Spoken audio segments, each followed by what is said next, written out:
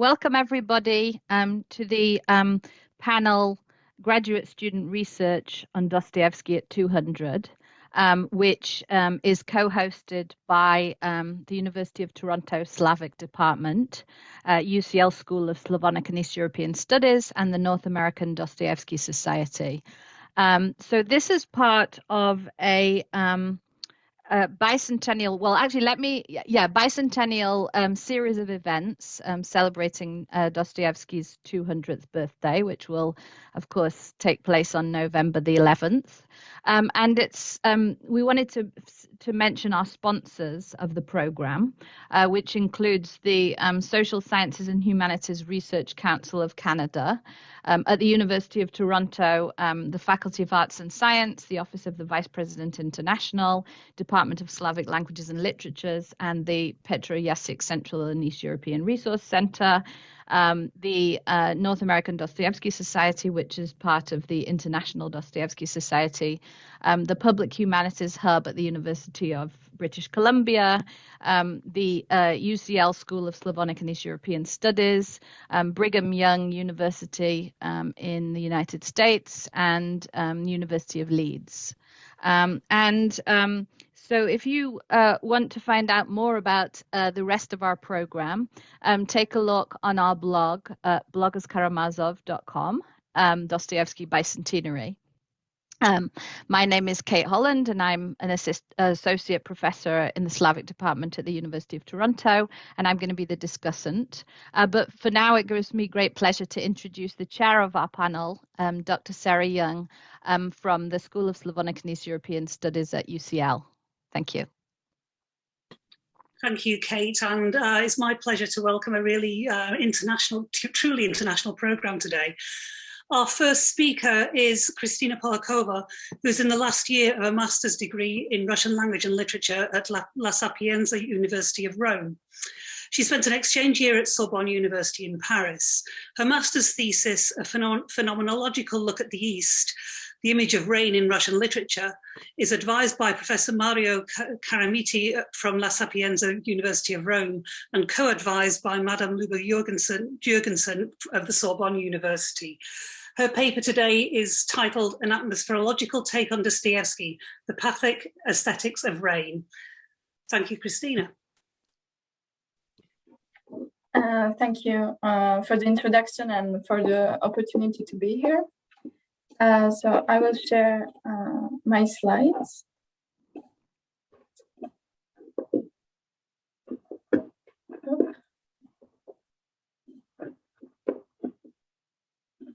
Okay, do you see them? Yes? Yes. Okay, so yes, as it's already been said, my master thesis develops a hybrid approach to the image of rain in Russian literature, mostly classical authors of the 19th and 20th century. And today I'm happy to share with you my take on Dostoevsky. So on one hand, my methodology is based on Bakhtin formalism and its legacy, so strictly literary theory approach. But on the other hand, I've always been interested in philosophy, and especially in philosophy that sees poetry as a parallel path of knowledge. And so I've been very excited about finding about the work of Tonino Grifero, who's a professor of aesthetics in Rome, and who introduced the new phenomenology of Hermann Schmitz in Italy and abroad. It's basically a philosophy centered on the lived or felt body, life in German, over the dead body or the body known by anatomy. So, and this lived body moves in holistic situations rather than in what we traditionally know as a scientific space that can be known and exploited. And in these holistic situations, the relation between subjects and objects is reinterpreted. So the subject, from being an active subject, he can learn to let go and to be influenced by these atmospheres or quasi things, as Grifero calls them, and to be interacting with them on the same level. So the Spatic Aesthetics that I also quote in my title are aesthetic in a broader sense as a theory of sensibility rather than of art. And by pathic, Grifero doesn't mean pathetic or pathological, but what I have already said, their influence on the living bodies moving and interacting inside this situation. So I think even if it's concepts taken from philosophy, they can very well apply to literature and work with ideas like embodiment and situatedness that are very explored today. Between philosophy and literature, we also find the thought of Gaston Bachelard, who explored in his works all the elements, and in particular, I've been therefore interested by water and dreams. And Bachelard states that at the same time, water is a substance of nothingness. He calls it a melancholizing element, but also it is maybe more than any other element a complete poetic reality. And if in my research, I have found that rain can be a great catalyst for perception, in Dostoevsky in particular, we will see how this becomes problematic. And as Dr. Young points in her paper, and I'm very happy that she's present, so I have the opportunity to discuss it with her. The embodiment of Dostoevskian characters is problematic. And I will argue by reading together with you some extracts from The Double Crime and Punishment and The Dream of a Ridiculous Man, how rain, the concept and image of rain, can apply in this perspective. So already in the Poor Folks, rain proves to be an image that comes up linked with sickness and death. Petrovsky dies taking his last look out of the window on a rainy day, and his father and then follows his funeral carriage, dropping volumes of Pushkin in the mud. And then it stays so also in The Double. I'm gonna read the passage. It was a terrible November night, wet, foggy, rainy, snowy, fraught with fluxes, colds, aches, and anginas, fevers of all possible sorts and kinds, in short, with all the gifts of a Petersburg November. Rain and snow fell at once. Streaming rainwater broken up by the wind. Sprayed almost horizontally, as if from a fire hose, and pricked and lashed at the wretched Mr. Golyatkin's face like thousands of pins and needles. Though the snow, the rain, and all that doesn't even have a name, when blizzard and blackness break loose under the November sky of Petersburg, at one blow suddenly attacked Mr. Golyatkin, destroyed by his misfortunes even without that, granting him not the slightest mercy or respite, Mr. Golyatkin remained almost insensible to this ultimate proof of fate's persecution. So what strikes the reader, especially if he's already familiar with Russian literature, is the dialogue with Gogol's text. So we have a list of elements of different categories. We have the reification of the hero that has been already pointed out by Vinogradov in his commentary of The Double, and therefore the animation of the environment. So the rain is actually pricking and lashing. It is attacking Mr. Golyatkin and granting him not the slightest mercy or respite. It is the ultimate proof of fate's persecution. So if here it is still more on a formal level, on a level of intertextuality, we will see how it becomes really sign of the atmosphere linked to the fundamental question of philosophy, as stated by Camus, so the question of suicide. In this case, in Crime and Punishment, we see a character, Svidrigailov, who is openly voicing dislike of the element and of nature in general. And he spends his last night walking from one place to another, from Sonia's flat to his fiance's family flat. And here we see him passing by his home. So it was about 10 o'clock. During all this time, he had drunk nothing at all. And at the Vauxhall, he ordered for himself only tea, and that merely for the sake of appearances. The evening had been sultry and overcast. Towards 10 o'clock, heavy clouds began to pile up overhead. There was a clap of thunder, and rain swept down in a deluge. It fell not in drops, but in streams that beat upon the ground like a waterfall. The lightning flashed incessantly, and the flashes lasted while one might count 5.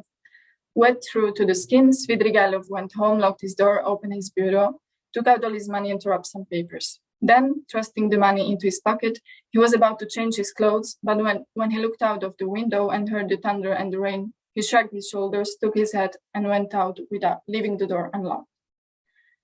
So again, we see how the character doesn't take into account his surroundings, the fact that it's raining.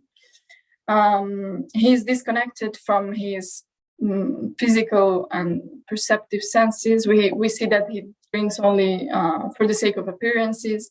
Then we follow him in social interactions where he gives very out of the context responses, and this only goes on to highlight the surrealness of it all, of his alienation. And in this regard, rain really renders visible his isolation from the rest of the people who were still interested in changing into dry clothes when it's raining outside and locking the door to their apartment. And after these visits, he goes on to rent a room in a hotel where he has various nightmares. And in one of these, he sees a little girl. He stooped down with the candle and saw a child, a little girl, no more than 5 years old, shivering and crying, her clothes dripping like a wet dishcloth. She had run away, and after covering outside in the rain for a long time, had crept in here and hidden behind the cupboard. She had crouched all night in the corner, crying and shivering from the damp, the darkness, and the fear that she would be severely thrashed. He carried her into his room, set her on the bed, and began to undress her. The torn shoes on her bare feet were as wet as though they had lain in a puddle all night.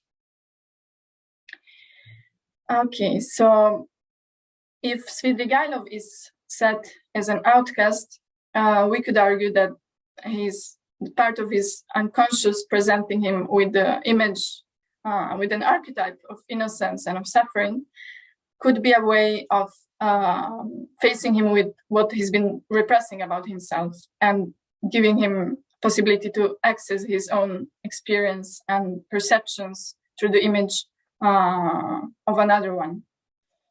The accent put on the inadequacy of the child's clothing and especially of the shoes will reappear also in other works that we will see shortly. But unfortunately here, another part of Svidrigailov's unconscious brings irredeemably tied together with this childhood and innocence also a charge of corruption that breaks out, and when he starts when he wakes up in a start from the dream, all hope is abandoned and he goes on to kill himself at dawn. But the question of suicide reemerges 11 years later in the April edition of Dostoevsky's 1877 Writer's Diary. The situation is more or less the same. We have a character who has decided to kill himself. He's been planning to do so already for some months. But on this particular night, he decides that the moment has come. So let's see why. I learned the truth last November, the 3rd of the month to be precise. And since then, I can recall my every moment. It happened on a dismal evening, the most dismal there could possibly be. I was returning home sometime after 11, and I remember I was actually reflecting that there could not possibly be a more dismal hour, even in a physical sense. Rain had poured down all day, rain of the coldest and most cheerless kind, a sort of menacing rain, I remember, openly hostile towards human beings. And now, after 10, it abruptly ceased, to be replaced by a fearful dankness, colder and damper than when the rain had been falling. Everything seemed to give off a kind of steam, every cobble in the street, every alleyway, if one peered deep down into it from the street. So we see that here the character seems to acknowledge the rain, the bad weather, but this could be because it's a first-person narration. Particularly interesting is the image of the steam, par in Russian, which is the corresponding word for atmos, from which atmosphere. And it's particularly efficient because it renders visible something that would otherwise be invisible, and so it can be experienced in the normal, let's say, traditional perspective of space. And its influence on the character is very clear, even as we have seen, bringing him to decide to kill himself on that night. But if Svidrigailov dreams of the girl, and then when he wakes up, he goes on to kill himself, here in an opposite dynamic, but specular, we see that the hero meets a girl in real life. And then when he goes home after the meeting, he falls asleep after a long period of insomnia, dreams about killing himself, about being resurrected, having his cosmic revelation. And then he wakes up and he sets out to look for the girl and help her. So it happened that while I was gazing at the sky, this little girl seized my elbow. The street was deserted by now, and there was practically nobody about. In the distance, a cabbie was asleep in his droshky. The little girl was about 8 years old, and all she had on was a wretched little dress and a kerchief on her head. She was wet through, but I took special note of her tattered wet shoes. I remember them, so they were what particularly caught my eye.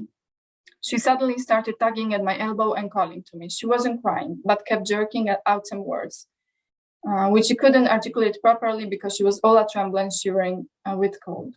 For some reason, she was terrified and kept shouting desperately, "Mommy, mommy." We can see that it's almost the same girl. She has just aged by 3 years. She is wearing the same wet clothes and tattered shoes. She's maybe even more desperate, and it is just indeed the desperate who can choose rain as a refuge.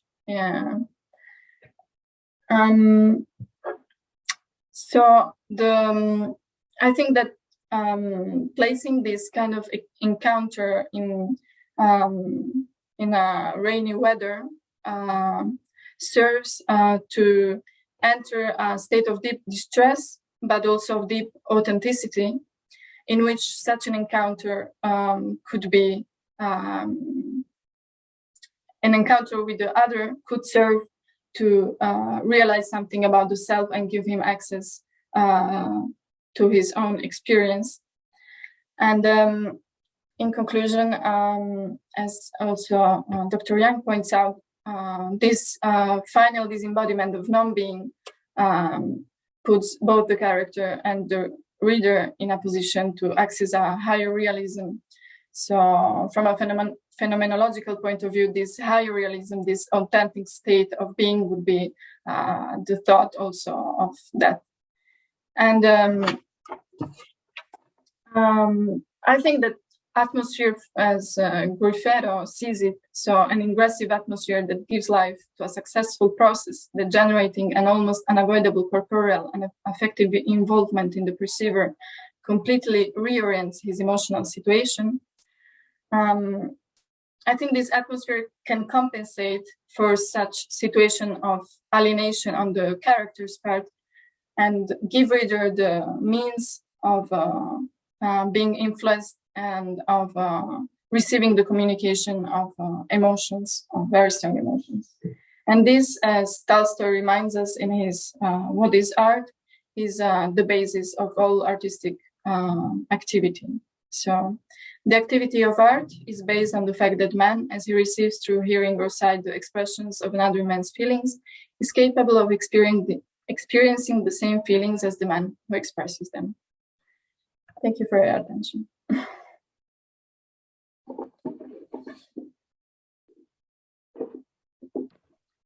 Thank you. Thank you, Kristina, for a wonderful paper, really thought-provoking and lovely to hear myself cited there. So yeah, lots to talk about there. Our next speaker is Rachel A. Sims, who is a PhD candidate in English literature with a minor in Russian and Slavic studies at the University of Arizona. She's also residential faculty of English and Humanities at Phoenix College. Her forthcoming dissertation, directed by Professor Linda M. Zwinger, is entitled Doing Time, Incarceration and the Novel Form, which also sort of coincides with a lot of my research interests. So I'm very much looking forward to her paper today, Immense Spiderly Forms, the Novel and the Panopticon in Notes from a Dead House. Thank you, and good morning, everyone, and thank you again all for being here. Let's see, let's do this one. All right. Okay. So this is Immense Spiderly Forms, the novel and the Panopticon in Notes from a Dead House. And if you are all on academic Twitter, you can follow me at Rachel Kolnikov. So here we go. Spiders seem to crawl throughout Dostoevskian narrative. At one point rendered as Svidrigailov's companions for eternity in Crime and Punishment, and at another point positioned as the object of Stavrogin's deranged Proustian Madeleine moment in Demons, spiders for Dostoevsky function not only as an involuntary mnemonic device, but also function as a terrible presence imbued with the power and authority to control and organize experience, much like Jeremy Bentham's Panopticon Penitentiary and the dominant trend of omniscience in 19th century narrative. Indeed, Dostoevsky's preoccupation with spiders begins with his own fictional prison narrative, Notes from a Dead House, largely through the convict Gazin and the draconian prison Major, as well as with his own experience in solitary confinement in the Peter and Paul Fortress and at the Omsk Penal Colony, both structures bolstered by a panoptic presence.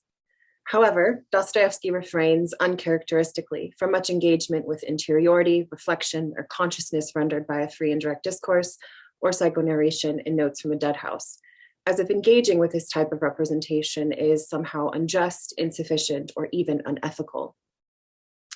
Joseph Frank, too, recognizes many, quote, non-Dostoevskian traits in Notes, so much so that Frank believes, quote, one would be hard put to recognize the prison memoirs and his purely creative work as coming from the same pen. The intense dramatism of the fiction is here replaced by calm objectivity of presentation. There is very little close analysis of interior states of mind. And Frank further stresses that neither in House of the Dead nor in his letters does Dostoevsky, the great psychologist, ever analyze his inner state of mind except in the vaguest of terms. Dostoevsky's choice to render the reality of incarceration through homodiegesis, as opposed to an opaque black dot, I argue, is ultimately a referendum, not only on panoptic forms of imprisonment, but also on panoptic forms of narration in the novel. Specifically, Dostoevsky's depiction of spiders and the webs they partially form serves as locus for this anti-panoptic and omniscient resistance in Notes from a Dead House. To be sure, these spiderly forms, the panopticon and the novel, find new form in Goryanshikov's telling of his time as an imprisoned man, as a web without a spider. Dostoevsky's remedy to this infestation of panoptic spiders is to create a narrative form woven together of various smuggled parts and pieces of collected fragments from those under panoptic pressure, to ultimately form a narrative unmediated by a terrible, omnipresent, and oppressive spiderly force.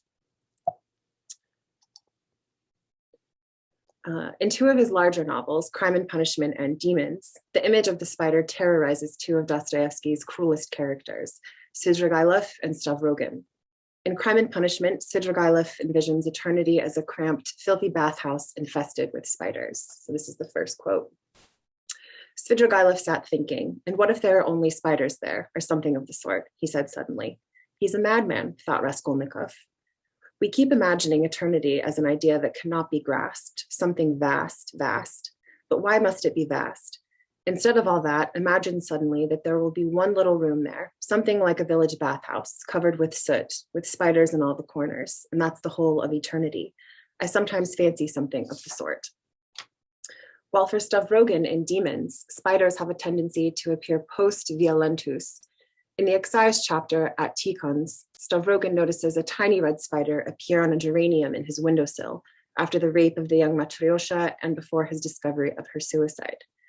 Quote, I picked up a book, threw it down again, began watching a tiny red spider on a geranium leaf and became oblivious, end quote. And again, 1 year later, a tiny red spider appears, which subsequently launches Stavrogan into an early version of the Madeleine moment. But suddenly, as if in the midst of the bright, bright light, I saw some tiny dot. It was taking some shape and suddenly appeared distinctly to me as a tiny red spider. I recalled it at once on the geranium leaf, when the slanting rays of the setting sun had been pouring in just as they were now. It was as though something pierced me. I raised myself and sat up on the bed. I saw before me, oh, not in reality, and if only it had been a real vision, I saw Matryoshka, wasted and with feverish eyes, exactly the same as when she had stood on my threshold, end quote. Dostoevsky's preoccupation with spiders, however, begins much earlier in his fictionalized prison memoir, Notes from a Dead House. It is here that the symbol of the spider initially reveals a tension between control, authority, experience, and narrative form. Notes from a Dead House, like Svidrigailov Spania, is too infested with spiders. When reflecting on the importance of productive labor behind prison walls, Gordianchikov emphasizes that physical employment stymies transgressive activity, a tactic still utilized by prisons today to suppress both violence and revolt. For example, Gordianchikov relates, quote, work saved them from crime. Without work, the prisoners would have devoured each other like spiders in a jar. The violent cannibalistic nature of the arachnid also surfaces with respect to the formidable, often drunken convict Gazin, with whom Gordianchikov is revolted. Quote, but neither of them made such a repulsive impression on me as Gazin. I sometimes imagined that I saw before me an enormous, gigantic spider the size of a man. Gazin is notorious for his brutal behavior and his inhuman strength, particularly as it relates to enduring great physical duress during vicious beatings and alcoholic binges. Furthermore, during his period of hard labor in Omsk, Dostoevsky and the fellow inhabitants of the Omsk stockade were terrorized by the draconian and seemingly ubiquitous prison official, Major Kristov. Derided and feared by the imprisoned men, Kristov's penchant for flogging and beating incarcerated persons for any infraction terrified Dostoevsky. Notes from a Dead House provides a further characterization of the tyrannical major. Quote, his purple, malicious, and black head-covered face had an extremely depressing effect on us, like a malicious spider pouncing on a poor fly caught in its web, end quote. The major's likeness to a spider also extends to his apparent omnipresent and omnipotent power behind prison walls. In Notes, Gordianchikov stresses that the major somehow saw without looking, and Joseph Frank, in the second volume of his critical biography on Dostoevsky, reveals that the men in Omsk called their major Eight Eyes, since he seemed to see and know everything that went on within the confines of the prison. Kristov and his fictional counterpart both have a simultaneous spiderly panoptic presence, a presence that polices, organizes, and surveys the lived everyday reality of the Omsk inhabitants. The basic principle of panoptic architecture includes an opaque center, which permits the illusion of surveillance to extend outwards ad infinitum to the surrounding cells through not only the sense of sight, but also the sense of sound.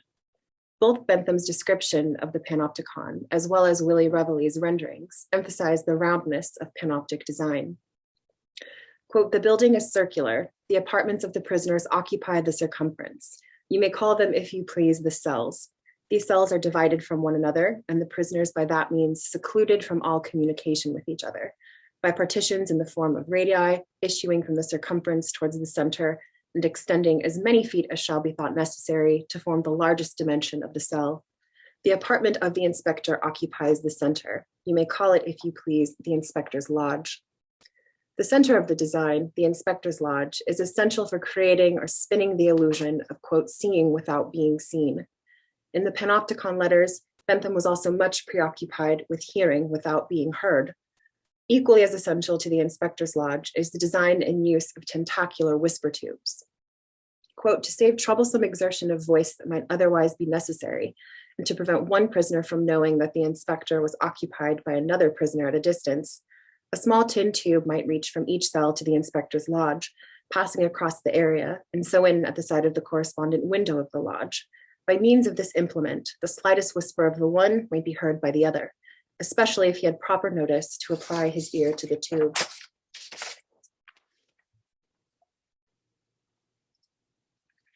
These many tubes, like a spider's legs, protrude from the dark spot of the inspector's lodge, akin to the spider's abdomen or body, and into the solitary domain of each prison cell. The architecture of the Panopticon is specifically designed to prevent communication between incarcerated persons, and in turn requires that discourse, if permitted at all, be mediated via the dark, omnipresent spot of the inspector. One helpful and perhaps eerie visual representation of panoptic design includes Mstislav Dostoevsky's drawing Devil, or Diavol. Here, his art portrays an uncanny reproduction of Bentham's Panopticon penitentiary in arachnid form. Dostoevsky's piece illustrates an immense spider at the center of a prison cell elevated above a circle of incarcerated men, marching amid the end of the enormous spider's many legs. In her article, The Maya Spider and Russian Symbolism, Eugenia Kapsomera-Amditis traces several influences on Dostoevsky's piece, including what is pictured here, Gustave Doré's Newgate, the exercise yard, whose circularity is evocative of Révei's plan of the House of Inspection, the first circular image,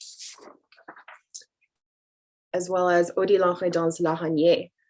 Dostoevsky's artwork also appears as an uncanny reproduction of another of Révei's panoptic renderings, section of an inspection house. The architecture here appears spider-like, with the center trusses and the roof line evocative of spider's legs. Overall, what these images reveal is an interconnectedness between the panoptic structure of the novel, the prison, and the spider web, which Dostoevsky too represents and revises in Notes from a Dead House, well before Redon, Doré, and Dostoevsky rendered this relationship in their art.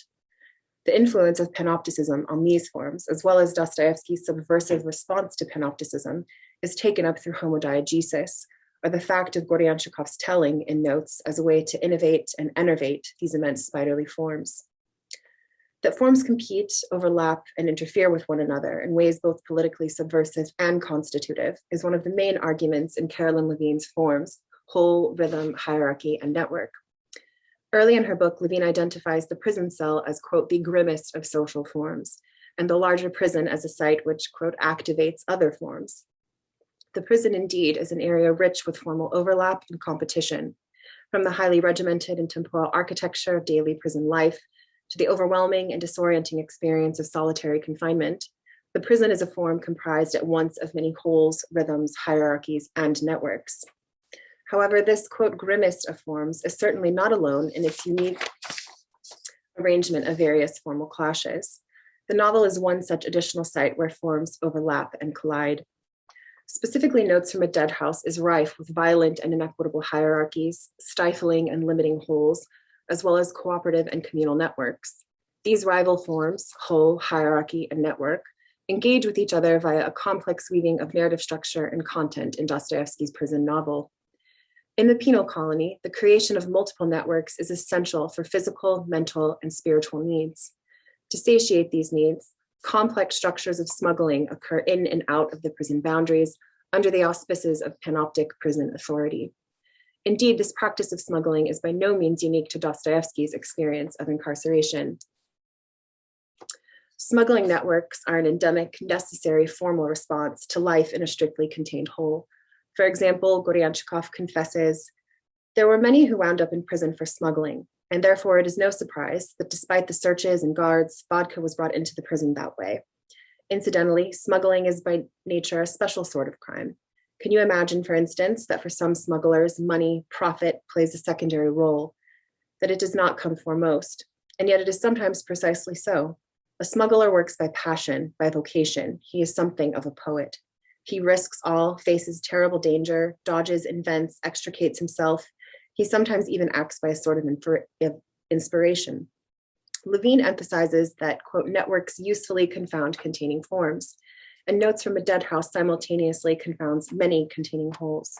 From the conditions of the novel's genesis during Dostoevsky's imprisonment as a smuggled journal, to the creation of Goryanchikov as a homodiegetic narrator in order to smuggle publication under the Russian censor, as well as the documentation of smuggling practices in the prison, Notes from a Dead House affords the history of the novel genre a reinvigorated resistance to panopticism. This act of writing as smuggling is woven into the fabric of Dostoevsky's novel and the larger novel form. Both the smuggler and the novelist work via inspiration and invention to subvert. Indeed, the secret, often illicit conveying of discourse and provisions is the impetus of both the novel and the smuggler. Homodiegetic smuggling works to resist panoptic omniscience in the prison and the novel while returning to narration and telling as a strictly animate and human art. The power of network over hierarchy in the penal colony becomes most apparent and potent during the Christmas celebrations and festivities. The men decide to put on a Christmas musical performance and play, which arouses both great activity and anticipation in the prison. During the preparation for the performance, the men also labor and contribute to the creation of a great quilt to serve as a stage curtain in their makeshift theater, each procuring and providing whatever scrap of fabric, paper, or clothing they possess or purloin. Goryanchikov again relates, "First of all, I was struck by the curtain. It stretched for about 10 paces across the whole barrack. This curtain was such a luxury that it really was something to marvel at. Besides that, it was painted in oils. Trees, arbors, ponds, and stars were depicted on it.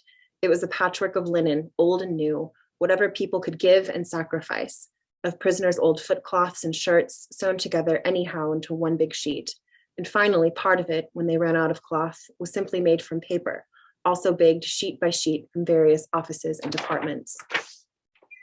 Covered and decorated with rich oils in a folkloric and magical aesthetic, the curtain is begotten of various materials contributed by men across the hierarchical framework of the prison. It is in the creation of this great quilt that Dostoevsky's panoptic resistance materializes, not only in the content of this passage, but also in the larger structure of Notes from a Dead House. The vast web-like quilt is not born of a solitary spider spinning silk as if weaving and writing as an extra-diegetic narrative mechanism, but is crafted via individual material contributions, sometimes smuggled toward the creation of the bucolic, even polyphonic, theater curtain. In his writings on the panopticon, Michel Foucault emphasizes that panoptic architecture is a great objectifier. The person incarcerated is stripped of their subjectivity and relegated to perpetual objectivity. Quote, each individual is seen, but he does not see. He is the object of information, never a subject in communication. Through the resistance of omniscience and use of homodiegesis as a smuggling practice, Dostoevsky makes subjects, perhaps in the true polyphonic tradition, of all the men at Omsk. Dostoevsky's polyphonic talent, which existed prior to his incarceration, underwent a crucible of refinement during his imprisonment at both the Peter and Paul Fortress and the Omsk penal colony. The representation of a vast web of experience, or the enterprise of the 19th century novel, is ultimately inverted here in Notes from a Dead House. Rather than render his experience of incarceration through replication and transmission via a black dot, Dostoevsky revises the hierarchical panopticism of his imprisonment and the panopticism of the 19th century novel through network and homodiegesis. After years living in conditions which required the smuggling of discourse as a method of resistance to omni-authorial forces, Dostoevsky creates through Goryanchikov and the fragments of his prison writings a quilted network which works to subvert hierarchy in order to violate the limits of various immense spiderly forms. Thank you.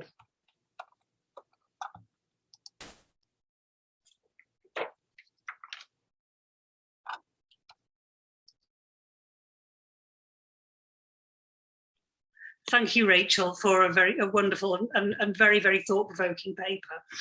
Our third speaker this afternoon is Christina Karakepeli. She has a BA in Greek language with a specialization in linguistics from the University of Athens and an MA in translation studies and interpreting also from the same university. She's currently a PhD student at the University of Exeter in the UK as part of the Rus Trans project, The Dark Side of Translation, 20th and 21st century translation from Russian as a political phenomenon in the UK, Ireland, and the USA. And her supervisors and the sort of leaders of that project are Dr. Murray Maguire and Dr. Catherine McAteer. Her paper today is titled The Greek Reception of Dostoevsky, Domestication as Recreation in Greek Translations of Fyodor Dostoevsky. Thank you, Christina. Thank you. Give me a moment to share my screen. Okay, can you see what I'm, okay? No, unfortunately not. No? No. No. Oh, give me a moment. Okay. I think I have. Okay. Yes? Are you looking at me still? No, your screen is there now. You've got the slides. I have the slides now? Yes. Oh, okay. Thank you. I'm sorry. Okay. Well, hello, and thank you so much for inviting me today to talk about my research. My research examines the role of translation and translators on Dostoevsky's Greek reception from 1886 to the present day. My research is part of the European Council-funded Trans project based at the University of Exeter, which looks at translations of Russian literature at different time periods and literary cultures, shifting the focus on the translators themselves and placing translations in the socio-historical context of their production. My research aims to provide a translation history of Dostoevsky in Greece, to showcase the life and work of individual translators, and to determine the literary influence of Dostoevsky on the work of Greek writers. Finally, I aim to describe the unique characteristics of Dostoevsky's Greek reception. The main argument of my thesis is that Dostoevsky's reception in Greece has been a largely smooth and successful process, characterized by domesticating translations, rich discourse on his work, and a trace of active influence on Greek writers. Today, I'm going to offer a quick historical overview of Dostoevsky's Greek translations in the 19th, the 20th, and the 21st century. I will bring attention to the work of his two major Greek translators, and finally offer some preliminary comments as to what aspects of Greek culture have been instrumental in how Greeks read and understand Dostoevsky. The introduction of Russian literature in Greece began at the second half of the 19th century.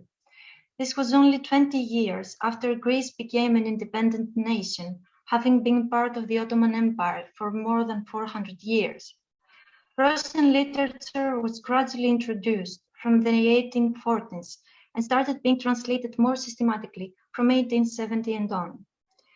Three of the key factors that influenced the positive reception of Russian literature during that period were the consecration of Russian authors by French criticism, such as the work Le Roman Russe by Melchior de Vogüé, the active promotion of Russian literature by Russian-speaking translators, and the growing need to import literary ideas and trends beyond Europe to inspire and rejuvenate modern Greek literature.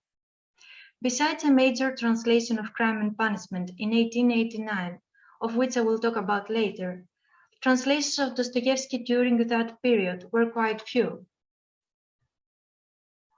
Going into the 20th century, the first two decades were quite slow in terms of translations of Russian works, affected in part by a volatile climate in the nation's internal and external affairs.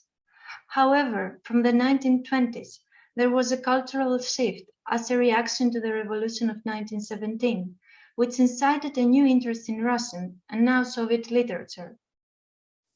The growing socialist and communist movement in Greece created new readers of Russian literature, and the establishment of new publishing houses in Athens meant that new publishers and translators became involved. Among them, one of the most important was the Govostis Publishing House, which was founded in 1929 and which focused heavily on publishing Russian and Soviet authors.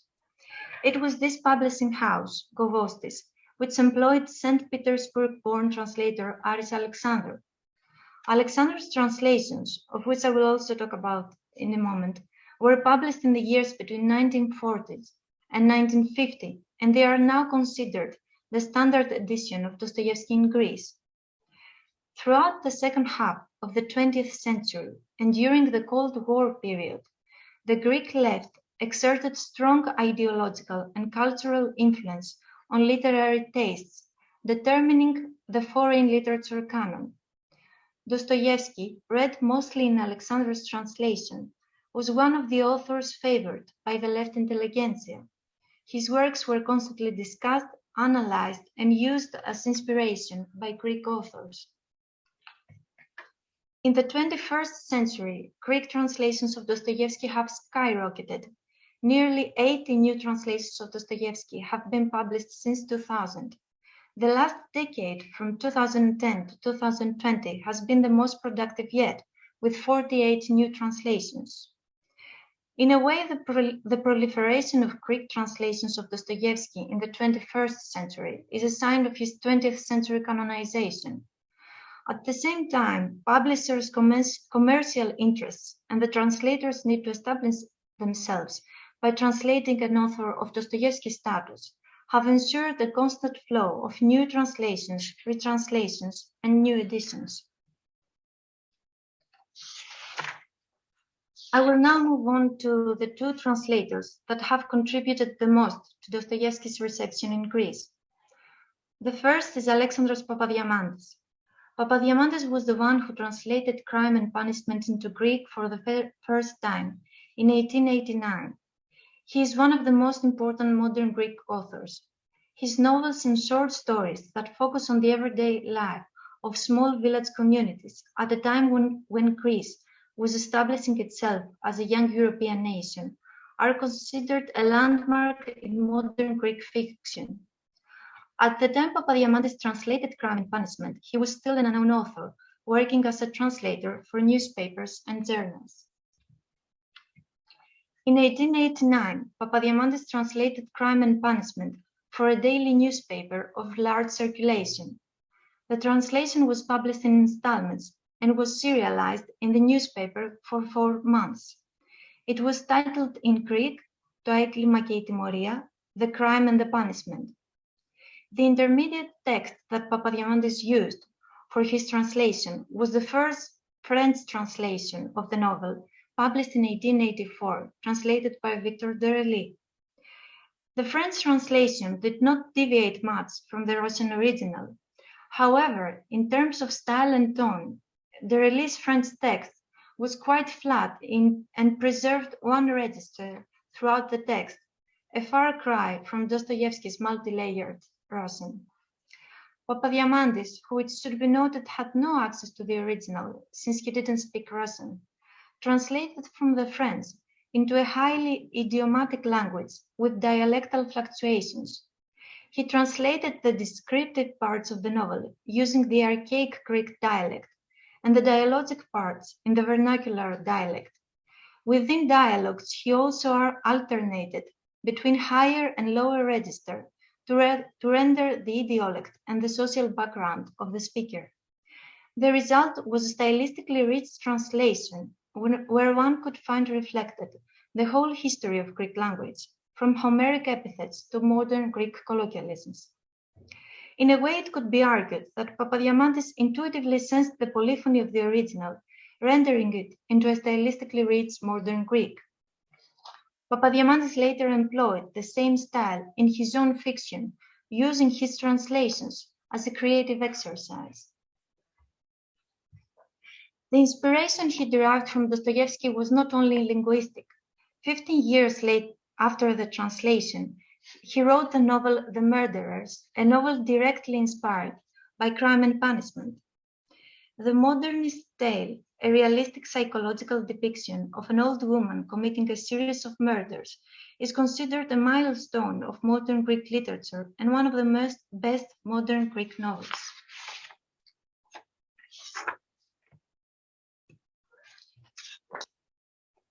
The second translator I want to talk about today is Aries Alexandru, who is considered Dostoevsky's best Greek translator. Alexandru was a Russian Greek. He was born in St. Petersburg, then Petrograd, in 1922. His family fled Russia when he was 6 years old and moved to Greece, fearing the uncertainty of the new Soviet regime. Alexandru, who had to learn Greek from scratch quite early on, exhibited impressive linguistic skills. When he was only 15, he translated in verse Eugene Onegin into Greek. It was this translation that caught the attention of publisher Govostis, who moved in the same political circles as Alexandru, and he employed the young translator to his publishing house. This was in 1941, the year that Greece entered World War II, and the first year of Athens' occupation by the Nazis. The first book of Dostoevsky that Alexandru translated during the Nazi occupation was Memories from the House of Dead. Alexandru later wrote that he considered this translation an act of resistance at a time when the whole country was suffering under the Nazi regime. Although the precise dates are not clear, Alexandru must have translated during the war Demons, Brothers Karamazov, and Crime and Punishment. After the war, Alexandru, who was a member of the Greek Communist Party and the resistance against the Nazis, spent nearly 10 years in prison as a result of the continued persecutions against communists during and after World War II and the Greek Civil War that followed. Alexandru continued translating all his life, even when he was in prison. He is one of the most prolific Greek translators. With the exception of Notes from the Underground and The Adolescent, he has translated all of Dostoevsky's major works. In his translations of Dostoevsky, Alexandru benefited both from his bilingualism, his mother tongue was Russian, and his linguistic acumen. He was later established as a poet and writer. As a Russian native speaker, Alexandru was a privileged reader of the Russian text. He was more sensitive to the stylistic nuances of the Russian original and more familiar with cultural references than the average reader. At the same time, Alexandru was a privileged writer of the Greek text in his capacity as a writer and a poet, an identity that often allows translators greater creative freedom. His translations are characterized by a high degree of domestication.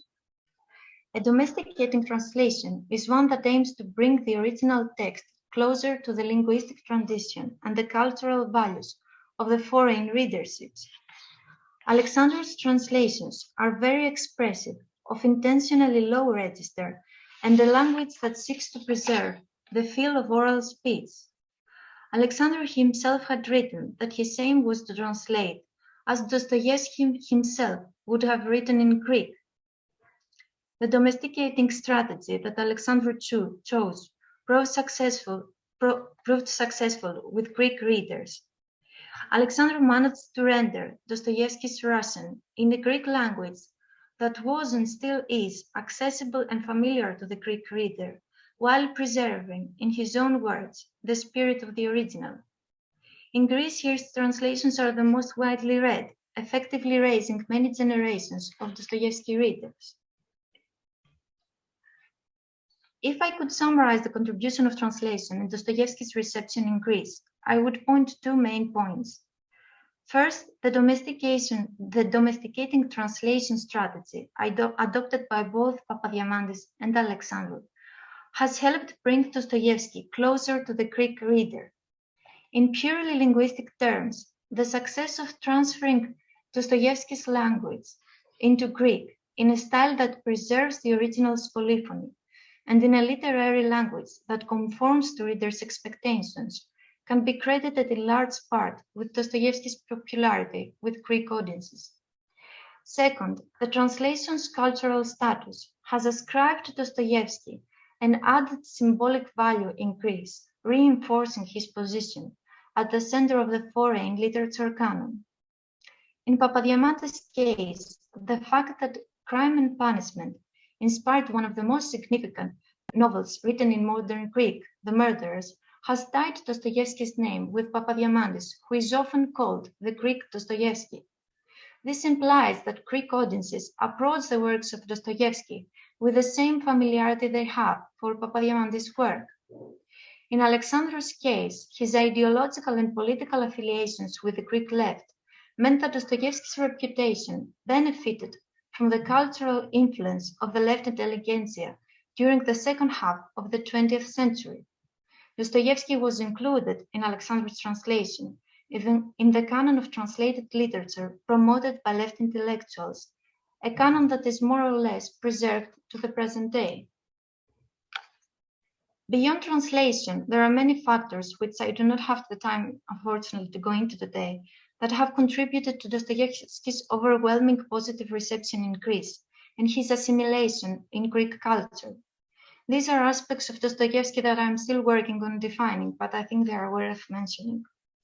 The first is the way Dostoevsky's Christian Orthodox faith has been interpreted in Greece as a central element of his identity as a writer and of his philosophy. As you might know, Eastern Orthodoxy is a religion shared both by Greece and Russia, and for many centuries has been the basis of deep cultural ties between the two nations. Dostoevsky is often characterized in Greece as a Christian Orthodox writer, a label that adds to the familiarity with which Greeks approach Dostoevsky. The second is the emphasis on dramatic aspects of Dostoevsky's works, both in form and in theme. In Greek discourse on Dostoevsky, his novels are often portrayed as works with the same structure and the same intention as ancient Greek tragedies. This comparison with ancient Greek tragedy can also be credited with a long tradition of adapting Dostoevsky's novels for the Greek stage. The emphasis on Dostoevsky's faith and the parallels drawn with ancient Greek tragedy betray Greek readers' need to look at Dostoevsky as a writer to whom they have special access to on the basis of their cultural and literary history, and to embrace Dostoevsky as if he was a writer from their own culture. Thank you.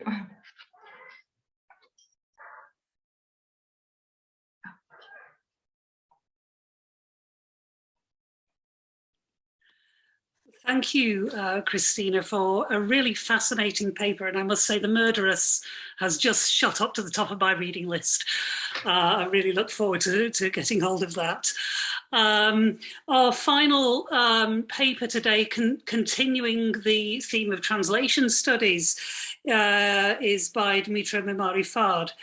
Dmytro is Dmytro is a PhD student at the Technical University of Dresden in Germany under Professor Dr. Claudio Smola.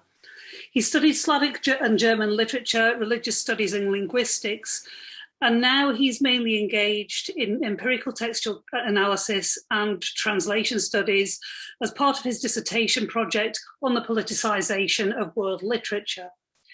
His presentation today is about the backgrounds behind the first attempts to publish the complete edition of Dostoevsky's works in German and the differences between the original works and that specific first edition. So the title of his talk today is Aspects of Politicization in the First Full German Translation of Fyodor Dostoevsky's Complete Works. Thank you, Dmytro. Thank you for the introduction. I'll share my screen. Okay, can you see it? Okay, so Dostoevsky's works, published by German publisher Piper Verlag in the first quarter of the 20th century, are not only the first complete edition of the author's works in German language, but also the most popular in the German-speaking countries for decades. An interesting question here, of course, is who actually belonged to the primary target audience of this first edition. And given the size of the project and the commitment of some of the editors, one target group is certain: the entire German-speaking readership. The answer to another interesting question, who translated the edition, is actually several chapters long, but a minor spoiler, we don't know for sure. With some exceptions, it is the work of Les Carrick. This is Les. And this work was ideologically revised shortly before publication by Arthur Müller-Vandenbroek. And Müller-Vandenbroek thereby instrumentalized the literary work for his own largely amateur political and sociological purposes. The order in which the volumes were published seems a bit strange. Volume 1, Crime and Punishment, didn't appear until 1908. Before that, 3 other volumes were published. Volumes 5 and 6, Demons, and volume 10, Political Writings, which is a highly condensed, fragmented, and reassembled collection of several of Dostoevsky's diary entries. The novel Demons, however, was also published outside the complete edition a year earlier, and most likely without collaboration with the later translator Les Carrick, who often criticized Möller's political views and whose identity was not publicly revealed until 1960. The growing interest in the events in revolutionary Russia, which Möller would like to see very similarly in Germany, was the reason for publishing the novel Demons directly in the first volume, as the first volume of the complete edition. During the First World War, the published volumes were selling extraordinarily well, and new editions came out. Several 100,000 volumes were produced within a year. What may not sound very impressive by today's standards was a pretty high sales figure for a foreign language author in a conservative Germany caught between a world war and some major economic problems. For comparison, Thomas Mann's novel Buddenbrooks, one of the milestones of German literature, took 30 years to sell 1 million copies in Germany. So one can assume that the publisher and the editors had the right feeling that the public was interested in learning about Russia. Reinhard Pieper wrote, the public at the time knew very little about Dostoevsky. After the Russian-Japanese War, a revolution had broken out in Russia, and some people had the opinion that Dostoevsky had now sat down and written the novel as an aftermath of this revolution. The whole edition of the complete works is thereby, fortunately for my research interest, full of inaccuracies. To be precise, I've discovered several hundred discrepancies on about 10,000 pages, of which I consider 339 as relevant for my research. I divided them into following groups: representation of Germans, representation of Russians, representation of other cultures, representation of women, religion and politics, and numbers and dates. The rest of the tokens can be considered as errors of attention, inaccuracies in cultural transfer, or language barriers that the editors couldn't always overcome. The number of corresponding tokens looks like this. So the biggest group is representation of Russians, and so on. I would like to go into a little more detail about just some of these groups. The first group, and perhaps the most interesting for German readers, so for the target audience, is the representation of the Germans. This group is mainly concerned with the embellished portrayal of physical and or mental attributes and with the elevation of the social status. It was important to the editors that their version of Dostoevsky was accepted by the readers. We see in Crime and Punishment, in the translation, "Hey, you there, you with the German hat." In original, just "Hey, you German hatter." Here we see the transformation of the craft profession that many Germans practiced during the time in the Russian Empire into a fashion feature. In the next volume, we see that fat man there, probably a German, is in original just much shorter, just the fat German. The nationality of the character was never at issue in the original, while in the translation it is no longer so certain, but just probably. At the same time, this fat German is also syntactically much more direct. In volume 3, The Idiot, we see my doctor, Professor Schneider, had taken me there, is also shorter than the original. Schneider had taken me there. At this point, an increase in social status is quite clear because in the original, we do not see at this point whether Mr. Schneider is a doctor or professor at all. In volume 6, Demons, you can find my favorite passage in this group, since it can hardly be surpassed in expressiveness, I think. In the original, we read, "Unhappy Germans are not a myth, they truly exist, even in Russia. I must apologize to the reader for devoting a few words to this insignificant person." We see here the designation of at least some Germans as unfortunate. The passage, even in Russia, implied that, yes, you might actually be better off in Russia than in the country of your origin. And Dostoevsky even apologizes to the reader for devoting some descriptive space to Lemke, a German character. It is not possible to show the translations since this passage is completely missing from the final edition. In volume 13, Political Writings, we see in the translation, Duke Bismarck is too great a man to waste his strength on a ridiculous and powerless enemy. In original, it's also much shorter. Bismarck is too proud a man to waste his forces on a ridiculously powerless man. Bismarck's transformation from proud man in the original to great man in the translation needs some context, I think. Möller van den Broek is considered one of the pioneers of the conservative revolution in Germany, and his own political and social ideas can also be found in the prefaces and introduction to the volumes. Bismarck was a very important person for Möller, so he could not let him be described just by the word proud, especially since this word in Russian can also have a negative meaning. The addition of the word duke finishes this much nicer presentation and translation.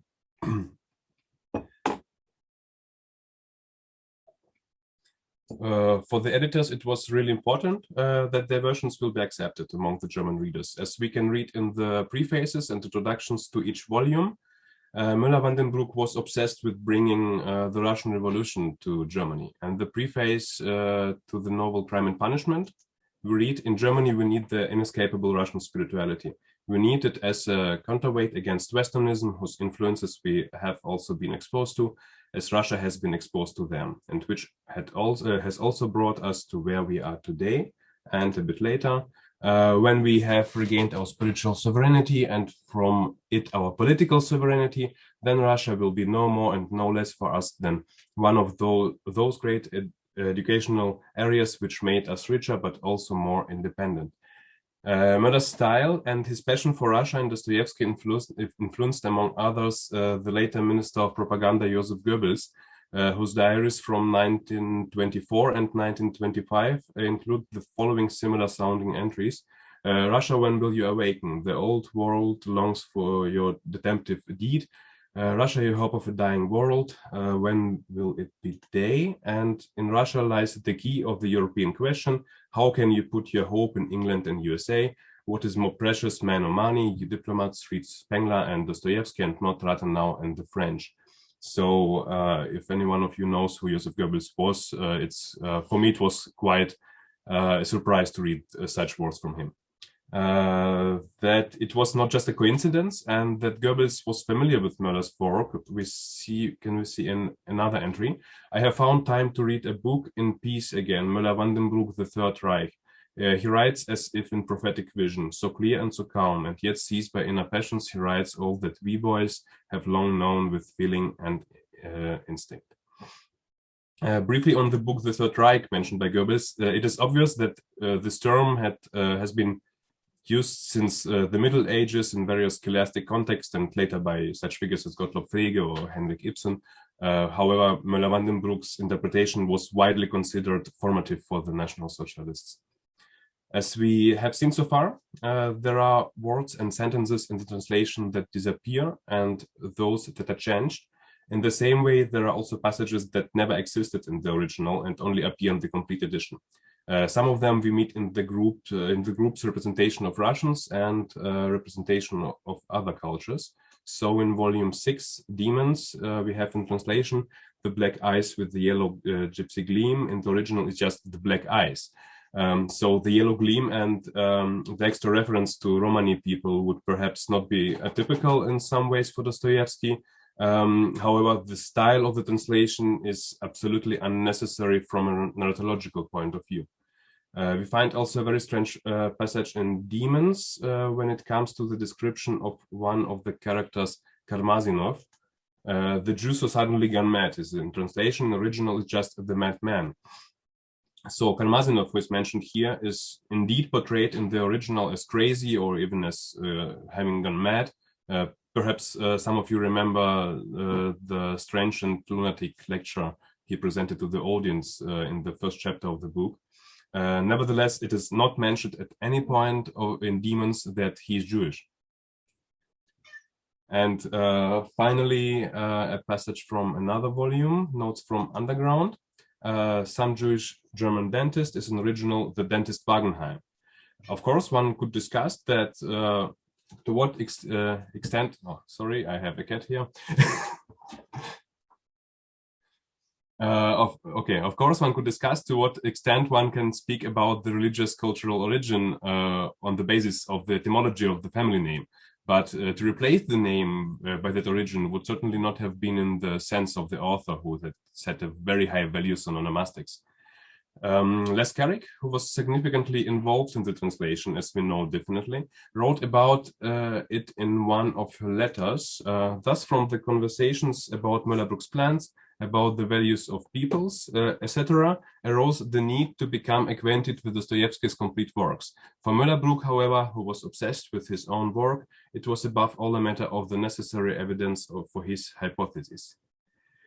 But who actually was Arthur Müller-Vandenbroek? Cultural historian, state theorist, publicist, nationalist, and most of it completely self-taught.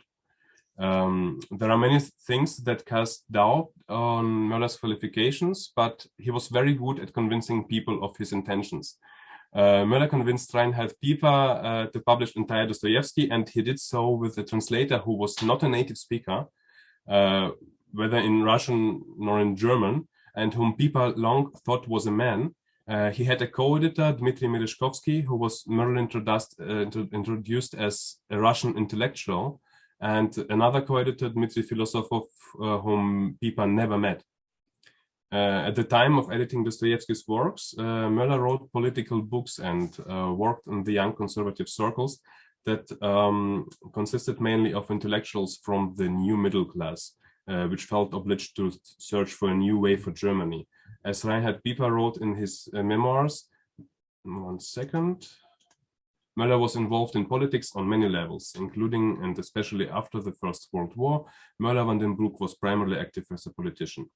After the unfortunate outcome of the World War, he wrote Das Recht der jungen Völker. You could translate it like the right or the law of the young peoples, which he hoped would influence to the peace negotiations in Versailles. The group that Müller arguably dominated the most was the June Club, which could best be described as a discussion circle. The members rejected the party state and fulfillment of the Treaty of Versailles, which was kind of fashionable in right-wing circles at the time. And he published the journal Das Gewissen. The circle published the journal Das Gewissen, of which Müller was a co-founder. Here Müller had an audience to whom he could communicate the ideas he developed while working on Dostoevsky's complete edition. Thomas Mann also had a subscription to the magazine, but left the circle when the thoughts became more and more radical. The writer Ernst Jünger, who was one of the intellectual pioneers of National Socialism, also belonged to the circles around the June Club, as did the writer and anti-democrat Oswald Spengler. In that time, Adolf Hitler tried to convince Müller to join his own circles and support him ideologically. Müller, however, was disappointed by the failed beer hall putsch of November 1923 and wrote in response, Hitler failed because of his proletarian primitiveness. He didn't understand how to underpin his National Socialism spiritually. He was embodied passion, but completely without distance or sense of proportion. According to a diary entry by Reinhard Pieper, the following probably happened shortly thereafter. Around this time, Müller-Vandenbroek was also visited by Hitler, which, however, had no result. Müller was seized by a severe nervous crisis, sought out a sanatorium, and committed suicide by hanging himself from the window cross. To what extent Müller's suicide has anything to do directly with Hitler's visit remains a mystery for now. But what is clear is that several German intellectuals who became acquainted with Dostoevsky in the conservative right-wing circles went on to great careers in the Nazi party. Müller's version of Dostoevsky apparently managed to accurately address the zeitgeist, and Dostoevsky was popular in both nascent right-wing and left-wing circles. He was read by the middle class and by the intellectuals, and he was widely analyzed. Müller's politicization can be seen as the foundation of the divided political reception of Russian literature of the time, in Germany, of course. His version of Dostoevsky was just the most widely read and received. None of this, of course, is to say that the Nazi ideologies were based on Dostoevsky, or that history would have developed completely differently if Müller hadn't been around. But there are definitely connections where one should not forget that some ideological thoughts based on those translations are not based on Dostoevsky's words, but on the words of his translators. Although the edition was created in cooperation of the representatives of different cultural circles, it led to the development and affirmation of many consequential German nationalist thoughts, which were often created in the intellectual communication between the translators and the readers. Thank you very much.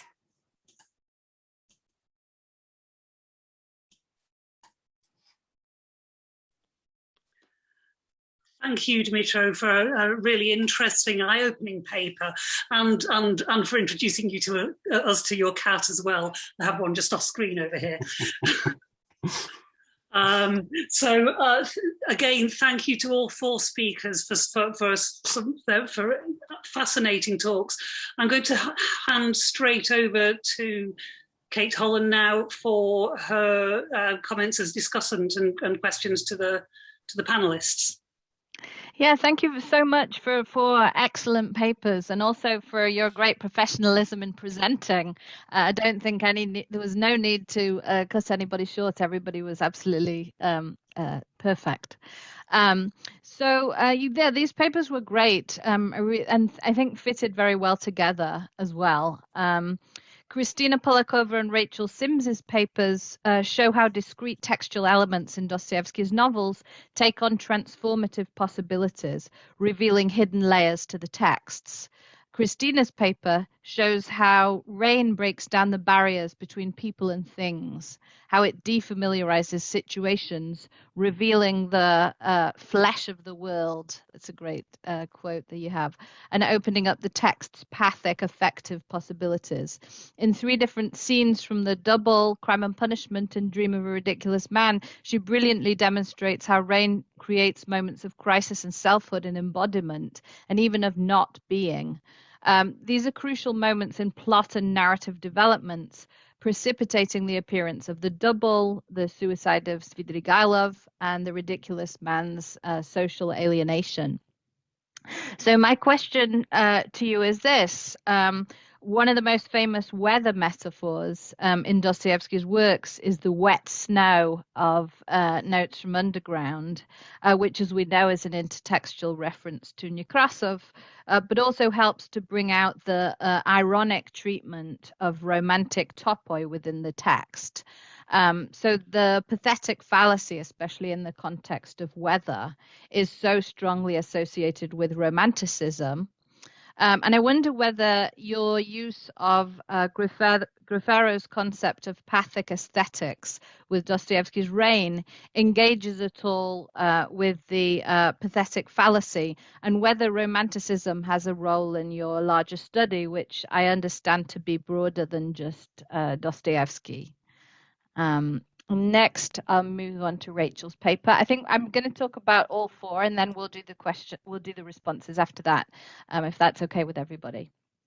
So my question, Rachel's paper draws parallels between the structures of imprisonment, and in particular the panopticon, the system of control over prisoners designed by Jeremy Bentham in the early 18th century, and the spider, an enduring image of evil in Dostoevsky's novels.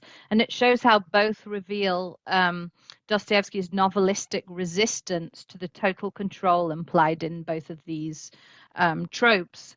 And she brings out Dostoevsky's own prison experience, shows how the image of the spider is invoked as a representation of the panopticon in the fictionalized memoir Notes from the House of the Dead, which takes the shape of a formal narrative resistance to the panopticon and its relentless surveillance through its fragmented form. And I really loved the way in which you kind of used the form of that work as a central plank of your argument. I loved your reading of the form as liberational, unmediated by spiderly force, as you put it. So my question to you is, I'd be interested in knowing how this applies to demons. So that work is also formally problematic, and the network plays a crucial role in it, as Anne Lounsbury's work has shown. Is the fragmentation of that text also liberational, anti-panopticon? Is the narrator's gradual breakdown of understanding within that novel also part of the anti-panopticon resistance? And whether this resistance goes further, even further, in others of Dostoevsky's novels? Christina Caracapelli and Dmytro Memari Fard's papers deal with questions of translation, how Dostoevsky's works are transformed when translated into Greek and German, how they're domesticated, right, as Christina put it. So Christina focuses on two particular translators, Popaviamantas, who translated Crime and Punishment into Greek in 1889, and also wrote one of the finest modern Greek novels, The Murderess, also inspired by the novel, and Alexandru, a Russian-born socialist translator. So I have two questions for Christina. The first is that you mentioned that Popaviamantas translated Crime and Punishment from the French translation. And I think that this also happened in several other European cases, maybe also in Spanish. So I was wondering if you know which other European translations were also based on the French. And also I was wondering if you could tell us more about The Murderess, because I think, as Sarah pointed out, I think we're all kind of now intrigued to hear more about that novel. And then Dmytro Memari Fard's paper deals with the first complete works of Dostoevsky published in German, also the most popular for a long time. And he shows how the editor, Arthur Müller van den Broek, made changes to the translation for his own ideological ends, and how the German edition of Dostoevsky's works ended up being quite popular, first in extreme right-wing circles and then eventually among the Nazis. And he shows how particular groups of references, especially those to the Germans, are transformed, and Jewishness is both brought out and also kind of in a way created by Müller. So my question to you is if you could say a little bit more about the right-wing German response to Dostoevsky, given the later Nazi race theory about the Slavs as inferior peoples. I mean, I think you alluded to that when you mentioned Goebbels, right? This is really very odd to hear the Nazis kind of celebrating Dostoevsky's Russian spirit, right? So I was wondering whether Müller has anything to say about the Slavs. And a broader question for both Christina and Dmytro, I wonder what, if anything, examining translation history can tell us about Dostoevsky's works, because I think both of your papers told us a great deal about the context of the translation and sort of what's happening in Greece and Germany. But I was just wondering whether this kind of work, whether your research casts light not only on the translation context, but also on our reading of Dostoevsky's original in any sense. And that's it from me. Thank you, Kate. Can we deal with those questions in order? So we'll go back to Kristina Polakova first. Yes, thank you for your question. Actually, in the first part of my master thesis, I focus more on the linguistic side of the problem. And I choose to focus mainly on the rain, so not really on the snow. And this is already a problem because in Petersburg, they're always coming together, or most of the time. And it's interesting to look actually at the dialectics between the two. And one of my supervisors, Luba Jurgenson, has written a book, Langue de Neige, which will be coming out, I think, shortly. So the language of snow, examining some Russian writers.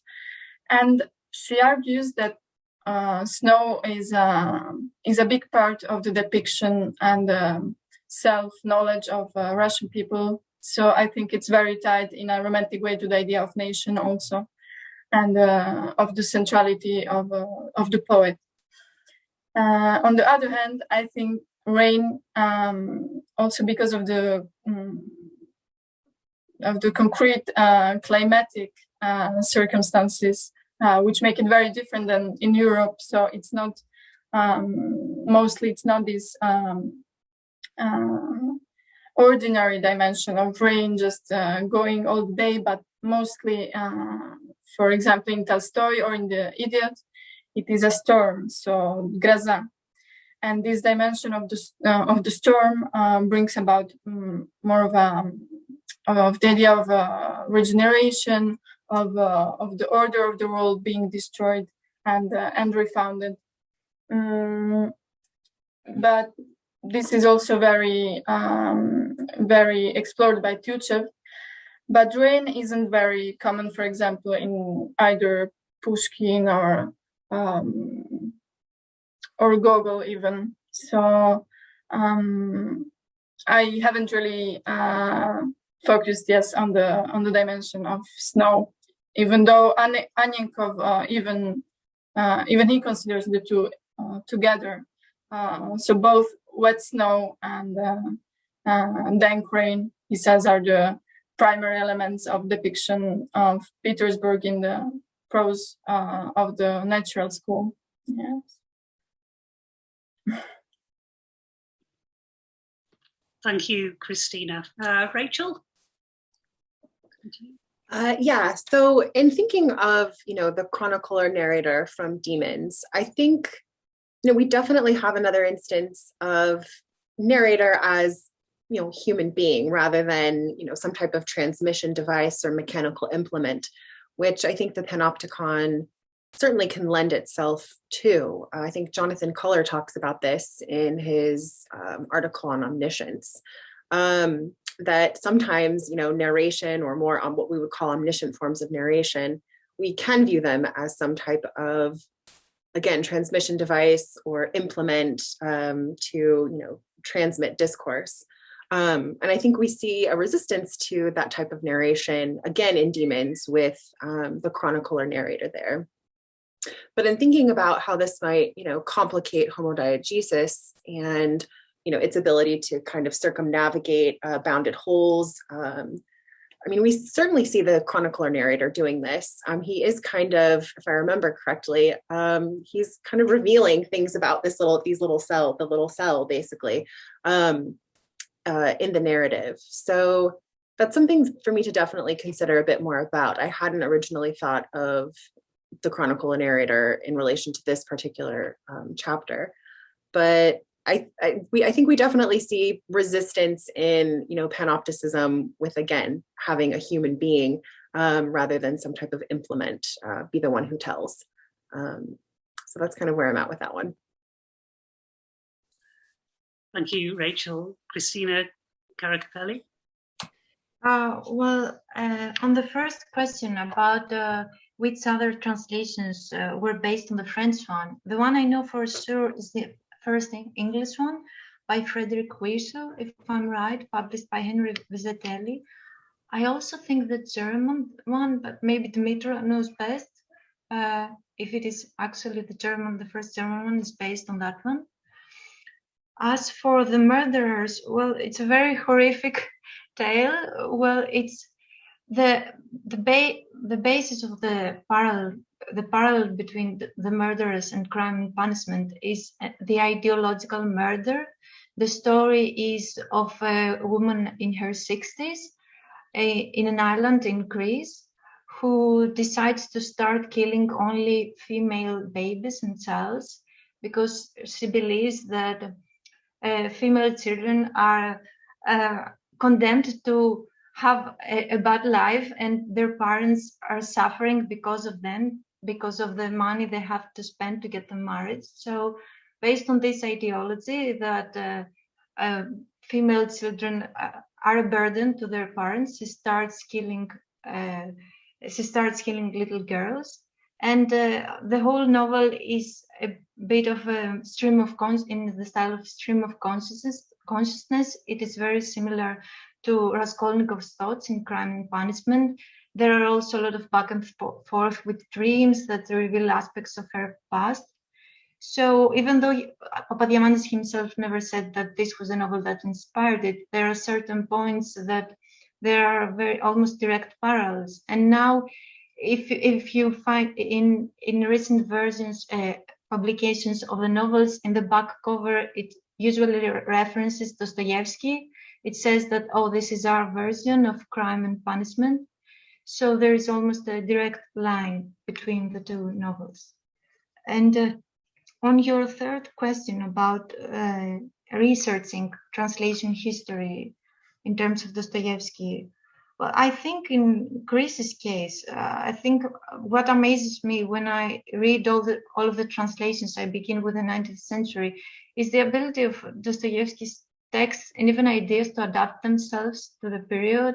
I mean, linguistically, every time I read a new translation, it corresponds to the present, but this is also true for the ideas. I think, I don't know if this is good or bad, but Dostoevsky is very easy to appropriate in terms of ideas. So, like Dmytro said, he was talking about how in the right side of the political spectrum, the far right side of the political spectrum in Germany, in a way appropriated Dostoevsky's ideology, but at the same time, in Greece, the exact same thing was happening. And this was mostly because of who the translator was at the time. So his translator was part of the socialist movement.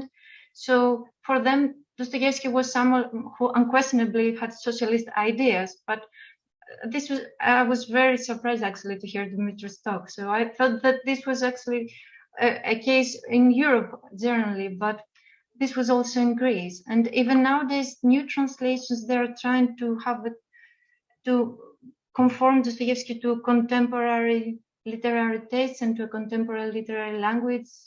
So yes, I think that's the value of researching translations. Thank you, Christina. And Dmytro? Yes, I will start with the third question. In Germany, it's pretty easy. The translation which I was talking about is considered as bad or kind of wrong.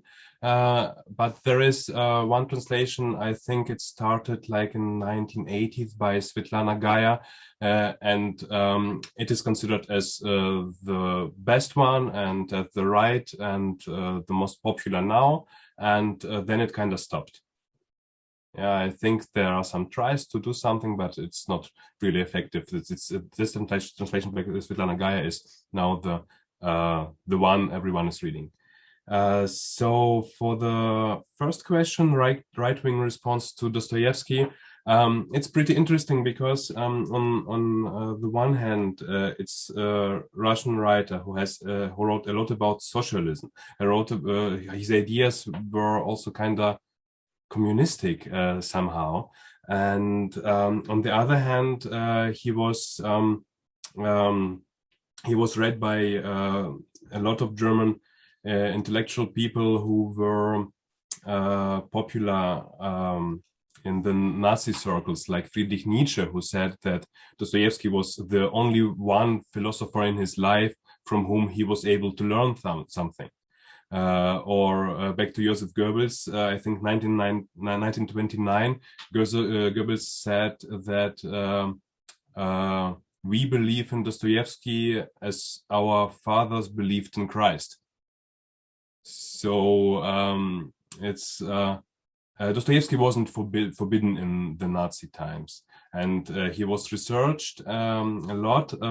There is a book by Ernst Bloch from 1936 where he was talking a lot about Dostoevsky and whether Dostoevsky's books should be forbidden in the Nazi regime, but they didn't forbid him. It was like the gray zone between forbidden and allowed. To the second question, Möller-Vandenbroek, about the Slavs, he thought about the Russians kind of like the pan-Slavistic way, I would say. All Slavs were kind of the same Russian people for him. The interesting thing is that before the First World War I, and he was talking about Russians and Slavs pretty positive, like they were great because of their religious ways, because of their traditions, because of their mental abilities, way to think. But after the World War I, he started to talk more negative about them. He stopped saying Russian people. He started to say the Russian race in his world, but in the negative sense, in an absolutely negative sense. Yes, so I think, yes, that's my answer, yes. Thank you. So at this point, we'd like to sort of open it up for questions from the audience. Sarah, so one thing is that I guess because the chat was restricted, there is one question that was addressed to me, but I've just opened up the chat so that now if people can address their questions, and so you will be able to read them. But the first one is from Yelena Dineshkina. She has two questions. She says, so should I? I'll unmute you, and then I'll let Sarah take over. So it should hopefully, let's see. I've got my mic on, but not the camera. Yeah, let me let you. I think I should be able to let you put the camera on, but I'm not quite sure how to do that. Maybe it's quite all right. The mic will do. Yeah. Okay, thanks. First of all, thank you very much indeed. Very interesting and very thought-provoking 4 papers.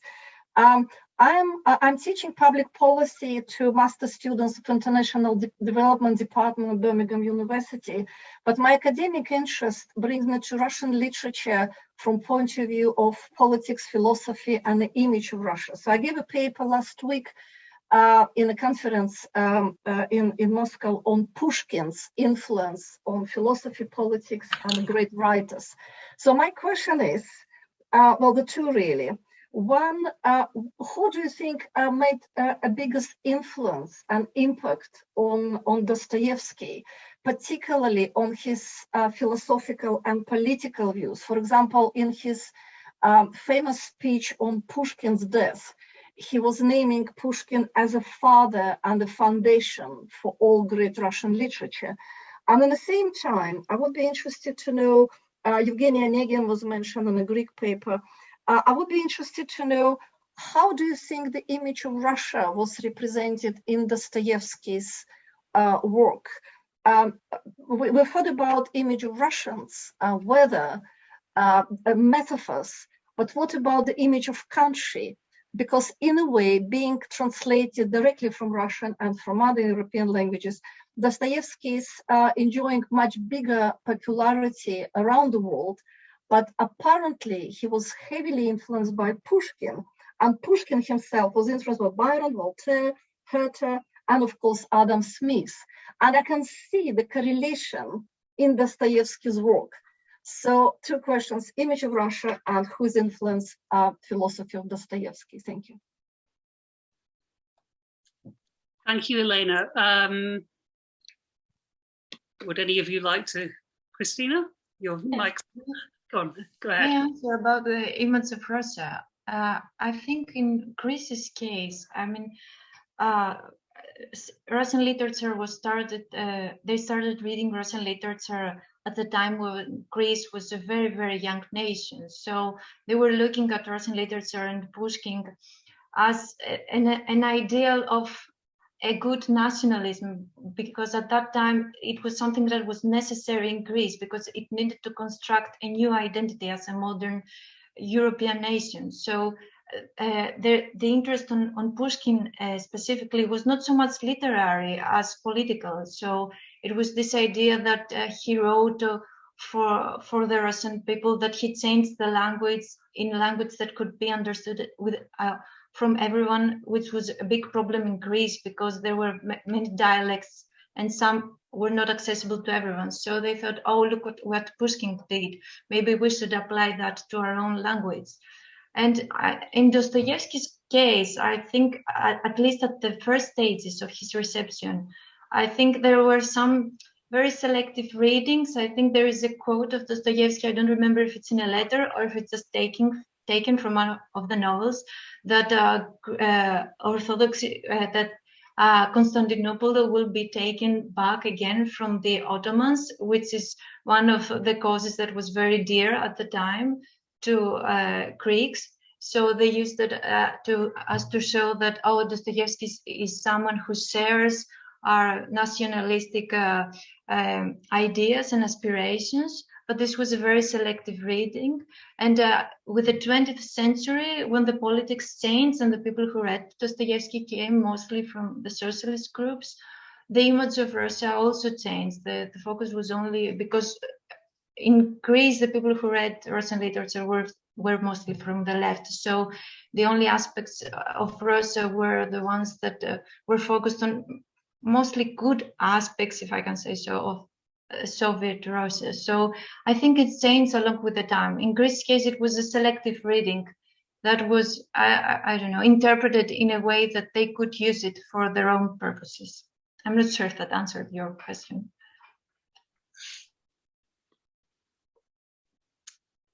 Thank you. Anybody else like to follow up on that?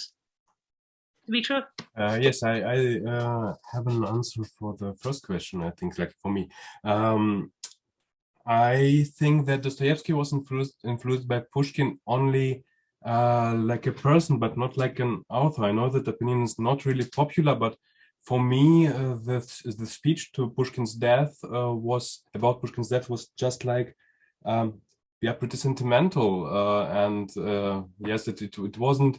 I don't think that he was influenced by him as an author. For me, the biggest influences for Dostoevsky as philosopher and author were, I would say, the illness, Jesus, and Charles Dickens.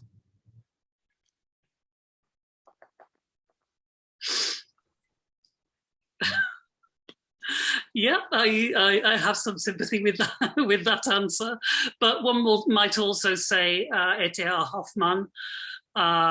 You know, there are all sorts of, you know, more writers than philosophers for me, I think, and I do think there's an influence with Pushkin from Pushkin. I think to sort of deny the influence of Queen of Spades on Crime and Punishment, for instance, is, you know, that's just, to me, so obvious. Any other questions from our audience? I have a question to our two translation studies speakers today as well, which is in a way slightly unfair, because I'm sort of interested in how Dostoevsky compares, the treatment of Dostoevsky compares with other Russian writers in Greece and Germany at these times, and indeed, you know, sort of have other classic Russian writers been translated to the same degree in Greece? Are they as popular, or is Dostoevsky out on his own? And likewise in Germany in this period, were there other writers being treated in this very political way? Well, in Greece, Dostoevsky is out on his own. I think he's probably, I mean, I don't know the exact statistics because we don't have very good records here of translation, but he might even be the most translated foreign author in Greece. So he's far before any other Russian author. To a certain point, I think Tolstoy follows, but I think Greeks are more fond of Dostoevsky, I think mostly because of the tragic element that I mentioned. This idea, they really perceive and understand his novels as something similar, akin to ancient Greek tragedies. So I think they are very intrigued by this aspect of his books. And the other authors that are translated are mostly Soviet authors, because of what I described as this movement of left intellectuals that were reading and translating. So I think in the 19th century, I think Maxim Gorky was the most translated Russian author.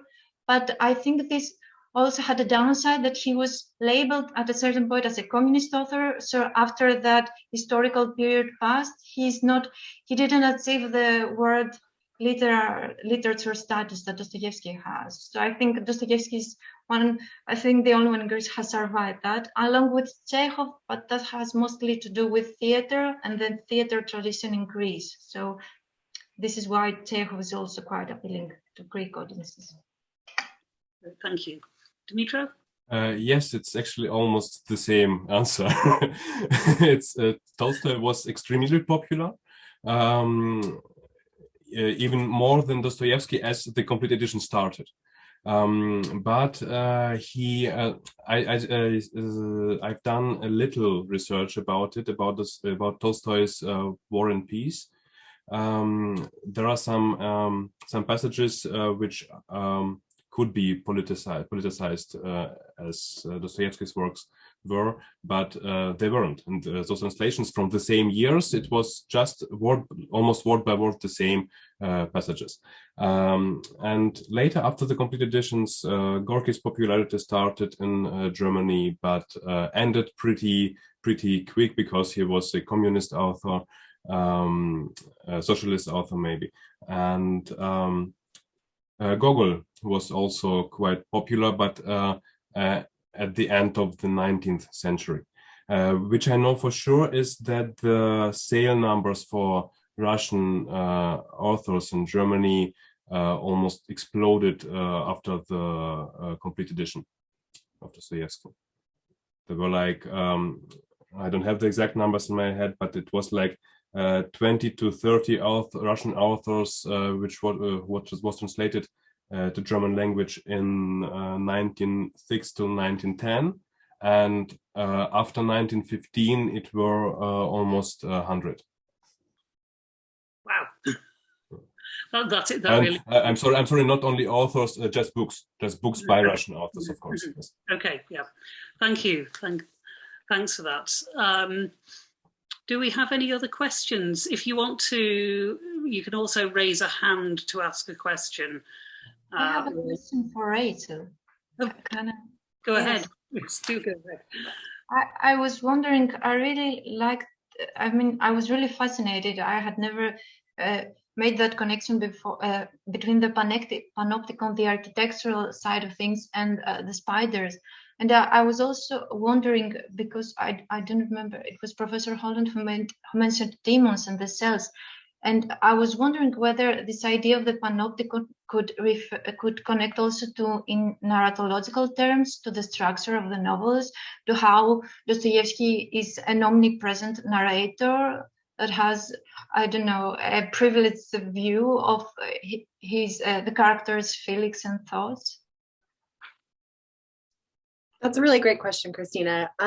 Yes, that kind of, panoptic design certainly, permits this, perception into, interiority of certain characters. And that's for the most part, I think, kind of the, understanding of, panoptic forms of omniscience or narration in the novel. But I think Dostoevsky, again, doesn't really want to do this in Notes from a Dead House, or maybe I shouldn't say wants to do this, but doesn't do this in Notes from a Dead House. I think there's a resistance there to, jumping into the perspectives of some of those characters, as if, I don't know, maybe in some form of, respect or ethics for respecting some type of boundary that the panopticon normally violates. And that's not to say that Dostoevsky doesn't eventually do that. I mean, we all know that, he does, go into character interiority and consciousness and thought and all of that. But I think in the novel, just after his own incarceration and time in solitary confinement, that type of narration, I think, seems troublesome or invasive, I guess. So as always, Dostoevsky is kind of a contradiction, I suppose, in what he decides to do. But I think there's a lot that can still be done with thinking about the panopticon and Dostoevsky as it relates to the other novels as well. And in thinking about, I think it was Eliana's question about, what philosophical influences are there on Dostoevsky, or, what would you say are the most prominent ones? I think Jeremy Bentham is a pretty big one. I mean, I don't think he liked it. I mean, we know he didn't really like him. We see utilitarianism in Crime and Punishment. And then again, this kind of referendum on the panopticon in Notes from a Dead House. So I would say Bentham certainly has, his position when it comes to influence as far as, Dostoevsky's novels. Hopefully that answers your question. Yes, it does. Thank you. And there's a comment from Donna Orwin in the chat about at one point Dostoevsky was close to the philosopher Nikolai Strachov, who I must say is somebody I don't know a great deal about. He's just one of these people who sort of pops up all over the place, and I never quite deal with him in his own right. I don't know whether Donna has anything to add to that, or anybody else has any questions.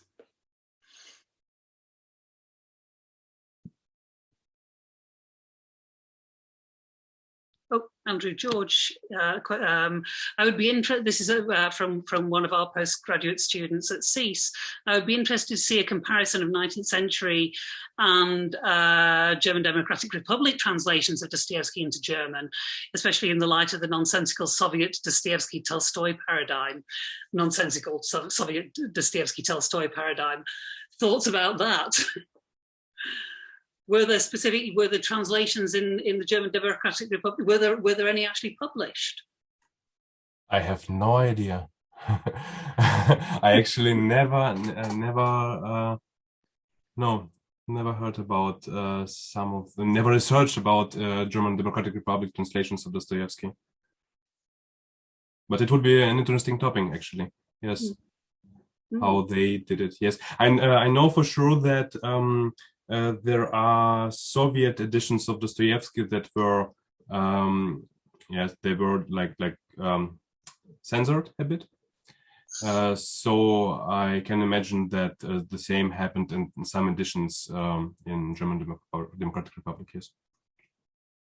Yeah, I would imagine so. I mean, certainly the sort of in the Stalin period, Dostoevsky was very butchered almost, and I imagine even if there weren't any new translations into German in the GDR, then they're likely to have been heavily edited. I would have thought. But again, it's just something I don't know much about, but it's an interesting question. Any other questions or comments to our panelists? I have one comment to Christina Caracapelli. I know you said that you were interested in Greek drama, Dostoevskian Greek drama. So I was just wondering if you're working with Vyacheslav Ivanov, right? Because his writings obviously are particularly important in this regard. But then also there's Ilya Kliga, who's at NYU. He's working on tragedy and 19th century Russian literature. So, and Dostoevsky is covered too in that. So definitely also worth checking out his work. Oh, well, yes, I have read Vyacheslav Ivanov's, but because I read him first, I was trying to see if Greek discourse was based on his writings, and I don't think so, because he was not translated. It is mostly based on Berdyaev's idea that in The Spirit of Dostoevsky, in Nikolai Berdyaev's book, where he really insists about calling Dostoevsky's novels tragedy. So I found that referenced many times. But I think it mostly has to do with the larger context of Greek literature that begins with ancient Greek literature and comes to this present day, that we interpret everything on the structure and the themes of ancient Greek tragedy. But I think Ivanov's analysis of novels, of Dostoevsky's novels, is very similar, because he's really talking about how Dostoevsky constrains the fates of his characters and their paths. So what I have read from Greek critics on Dostoevsky is quite similar, and this is the correlation with ancient Greek tragedy, that there is a preordained path that the characters take and that they cannot escape from that. And there's also this idea of catharsis, just reliving the experiences of the characters to have like a moral catharsis at the end. So yes, but I'm still looking into it. Yeah, and just a couple more things in the chat. So Yelena says, just to go back to the DDR question. So Yelena says Dostoevsky was very popular in the DDR, and Katya says that there was a 13-volume Dostoevsky edition that came out in the GDR in 1990.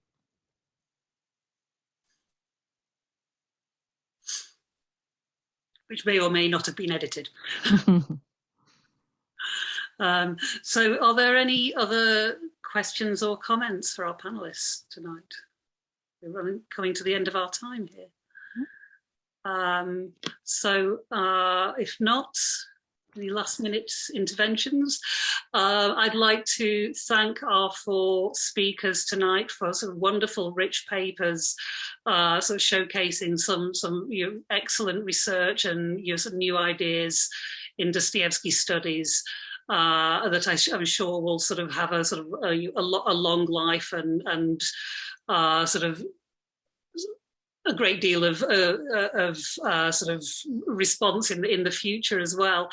I'd like to thank Kate Holland for her comments and questions to the panelists, and the audience for your questions as well. Thank you for joining us. Just one thing, which is that we were thinking of making this an annual event, since it's now, we're all on Zoom now and have discovered this great new way of communicating. So I think we're going to try to make this an annual thing. So just stay in touch and keep your eye out for next year's panel. And thank you to you, Sarah, for chairing the panel. It's a pleasure. I'd very much like to see this as an annual event. I think it would be a really good thing to keep going for the future. So I hope we see some of you at the events that are coming up. I can't remember what's coming next. Is it my panel with Sarah Hudspeth? Well, we're going to have a sort of more an informal birthday event on the 11th. And then after that is your panel, which is on the later in November, right? I'm chairing a panel, co-chairing a roundtable with Sarah Hudspeth from the University of Leeds on November the 29th, which will be on Dostoevsky, Russia and nationalism in the global era. So you'll be hearing more about that soon. There'll be details of that being posted on Bloggers Karamazov any day now, I hope. So, okay, thank you, everybody. Goodbye. Thanks so much. Thank you all. Thank you. Bye. Thank you. Bye.